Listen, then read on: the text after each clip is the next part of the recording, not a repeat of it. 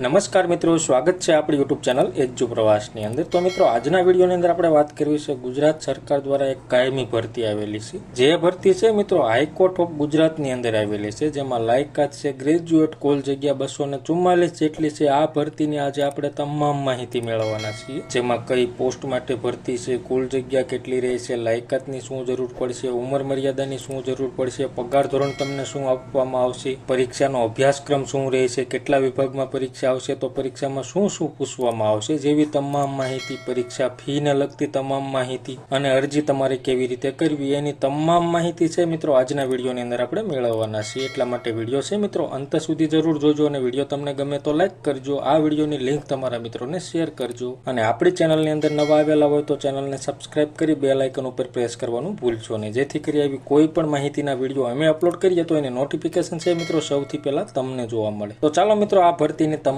માહિતી મેળવીએ। સૌ પ્રથમ વાત કરીએ પોસ્ટનું નામ, તો કે ઇંગ્લિશ સ્ટેનોગ્રાફર ગ્રેડ 2 એટલે કે ક્લાસ 2 માટેની પોસ્ટ છે, અને ગ્રેડ 3 એટલે કે ક્લાસ 3 માટેની પોસ્ટ છે, જેમાં કુલ જગ્યા 244 છે। લાયકાત જોઈએ તો તમે ગ્રેજ્યુએટ કમ્પ્લીટ કરેલું હોવું જોઈએ, એટલે કે BA, BCom, BSc કોઈ પણ વિદ્યાશાખાની અંદર તમે ગ્રેજ્યુએટ કમ્પ્લીટ કરેલું છે તો તમે આ પોસ્ટ માટે અરજી કરી શકશો। જેમાં આગળ જોઈએ તો કે ગ્રેડ 2 માટે જોઈએ સ્પીડ, તો કે ઇંગ્લિશ શોર્ટ હેન્ડ 120 WPM ની સ્પીડ હોવી જોઈએ, અને ગ્રેડ 3 માટે છે 100 WPM ની સ્પીડ હોવી જોઈએ। બેઝિક કોમ્પ્યુટરનું નોલેજ તો તમારી પાસે હોવું જ જોઈએ, તો તમે આ પોસ્ટ માટે અરજી કરી શકશો। જેમાં આગળ વાત કરીએ પગાર ધોરણની, તો કે ઇંગ્લિશ સ્ટેનોગ્રાફર ગ્રેડ 2 માટે 44,900 થી 1,42,400 રૂપિયા સુધી તમને પગાર મળવાપાત્ર રહેશે, અને ગ્રેડ 3 માટે જોઈએ તો કે 39,900 થી 1,26,600 રૂપિયા સુધી તમને પગાર મળવાપાત્ર રહેશે। જેમાં વય મર્યાદા છે 21 થી 40 વર્ષ રહેશે, પ્લસમાં ભારત સરકારના નીતિ નિયમ મુજબ જે કેટેગરી વાઇઝ છૂટછાટ મળે છે એ પણ મળવાપાત્ર રહેશે। પછી આગળ વાત કરીએ પરીક્ષા ફીની, તો કે SC,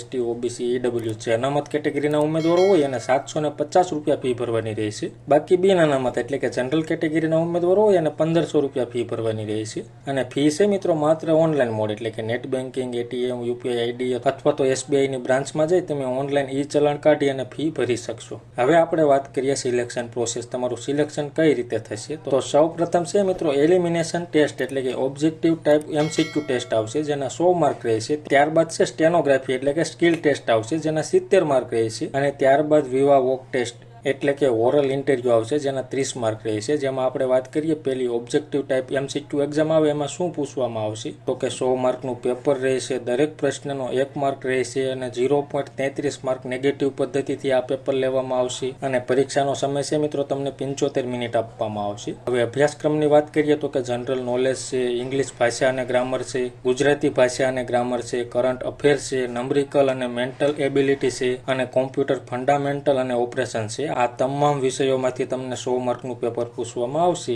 અને આ પરીક્ષા પાસ કરો એટલે સ્ટેનોગ્રાફી એટલે કે સ્કિલ ટેસ્ટ આપવાની રહેશે, જેના 70 માર્ક રહેશે। જેમાં શું પૂછવામાં આવશે એના વિશે વાત કરીએ। જેમાં ઇંગ્લિશ સ્ટેનોગ્રાફર ગ્રેડ 2 માટે જોઈએ તો કે 120 WPM ની સ્પીડ હોવી જોઈએ, 480 શબ્દો આવશે, અને 50 મિનિટનો ટાઈમ તમને આપવામાં આવશે। એવી જ રીતે ઇંગ્લિશ સ્ટેનોગ્રાફર ગ્રેડ 3 માટે જોઈએ તો કે 100 WPM ની સ્પીડ હોવી જોઈએ, 400 શબ્દો તમારે ટાઈપ કરવાના થશે, અને 50 મિનિટનો ટાઈમ એમાં પણ આપવામાં આવશે। આ એક્ઝામ તમે પાસ કરો એટલે વિવા વોક ટેસ્ટ એટલે કે ઓરલ ઇન્ટરવ્યુ લેવામાં આવશે, જેના 30 માર્ક રહેશે। એ તમારે રૂબરૂ ત્યાં ઉપસ્થિત રહી અને અમુક અધિકારીઓ દ્વારા તમારું ઇન્ટરવ્યુ લેવામાં આવશે, ત્યારબાદ તમારું સિલેક્શન કરવામાં આવશે। આવી રીતે 3 પરીક્ષામાંથી તમે પાસ થાવ તો તમે હાઈકોર્ટની અંદર સ્ટેનોગ્રાફર ગ્રેડ 2 અથવા તો ગ્રેડ 3 માટે નોકરી મેળવી શકશો। અને મિત્રો આ ભરતીની ફૂલ નોટિફિકેશન તમારે જોઈતી હોય તો આપણી ટેલિગ્રામ ચેનલ છે જે એજ્જુ પ્રવાસ નામની, એની લિંક નીચે ડિસ્ક્રિપ્શનમાં આપેલી છે, એના ઉપર ક્લિક કરી તમે આપણી ટેલિગ્રામ ચેનલમાં જઈ આ ભરતીની ફૂલ નોટિફિકેશન ડાઉનલોડ કરી તમામ માહિતી ઘર બેઠા જોઈ શકશો। તો મિત્રો આગળ વાત કરીએ તમારે અરજી કેવી રીતે કરવી, તો અરજી છે મિત્રો તમારે ઓનલાઈન જ કરવાની રહેશે, જેના ફોર્મ છે